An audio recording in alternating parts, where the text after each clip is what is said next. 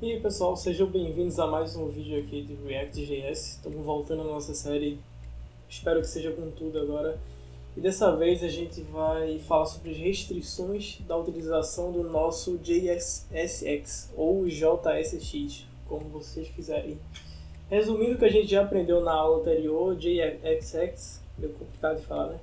É uma forma de chamar o nosso HTML que fica dentro do nosso arquivo .js, que no caso seria essa parte aqui da nossa div.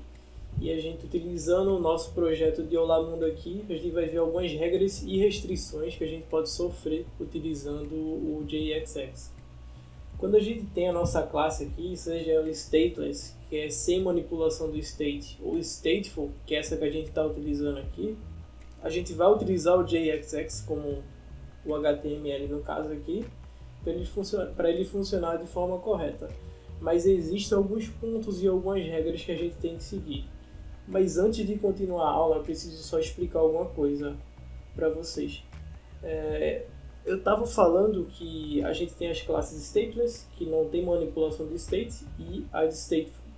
Mas sobre as stateless, é um erro isso que eu estou falando, porque na versão atual do React já é possível fazer manipulação de state, o de que seria estado no caso, com o React Hook.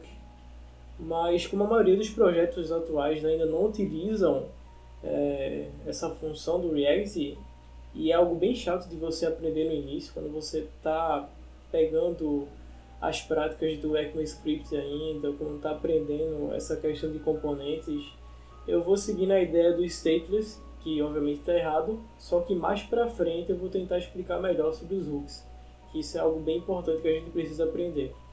Mas voltando ao nosso raciocínio, um dos pontos principais, que é sobre aquelas regras do JSX que eu estava explicando para vocês, é a utilização de classes. A gente pode ver aqui que a gente tem esse class. No nosso HTML normal, a gente utilizaria como? Só com o class e salvaria. Mas se a gente vier aqui no nosso React App e mostrar no nosso console, a gente vai ver que ele está dando um erro. Ele está falando que aqui é uma propriedade inválida do nosso DOM. Ele ainda diz, dá a sugestão aqui, se a gente não queria dizer class name, que seria o correto. Porque a gente não pode chamar as classes de forma normal, como a gente chamaria no HTML. A gente precisa seguir essa regra aqui do class name.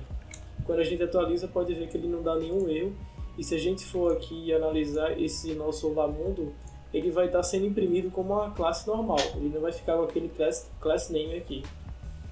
E isso é algo bem simples, só para vocês seguirem esses padrões mesmo. Outro problema que eu tinha enfrentado bem no início é que eu queria, por exemplo, chegar aqui e botar outro H1, por exemplo, e falar Olá Mundo 2.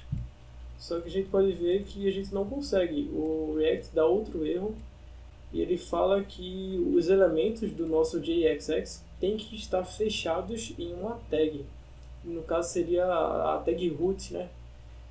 E quando eles falam dessa tag root, ele está se referindo a essa div py aqui, que é a div que está fechando, que está abrindo no caso e fechando o nosso elemento.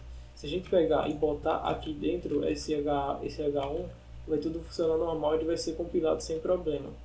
E se vocês forem perceber, quando a gente coloca esse H1 aqui, ele dá até uma solução, que a gente pode usar esse fragmento do JSX, que no caso, em vez de utilizar o div aqui para ser o nosso componente root, a gente pode utilizar esse aqui, ó, que no caso esse abre e fecha aspas, sinal de maior e menor que, se você quiser falar assim, e quando chega aqui a gente faz isso.